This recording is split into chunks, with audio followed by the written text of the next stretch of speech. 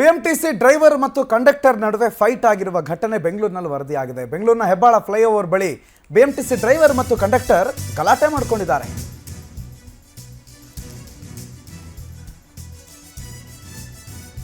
ಬೆಂಗಳೂರಿನ ಬಿಎಂಟಿಸಿನಲ್ಲಿ ನಿರ್ವಾಹಕ ಮತ್ತು ಚಾಲಕನ ನಡುವೆ ಗಲಾಟೆ ಕಿತ್ತಾಟ ಆಗಿದೆ. ಬಸ್ ನಿಲ್ಲಿಸಿಕೊಂಡು ಕಿತ್ತಾಡಿದ್ದಾರೆ. ನಿನ್ನ ಮಾತು ನಾನೇ ಕೇಳಬೇಕು ಅಂತ ವಾಗ್ವಾದಕ್ಕೆ ಇಳಿದಿದ್ದಾರೆ. ಡ್ರೈವರು ಕಂಡಕ್ಟರು ಜಗಳದ ವಿಡಿಯೋ ಈಗ ವೈರಲ್ ಆಗ್ತಾ ಇದೆ.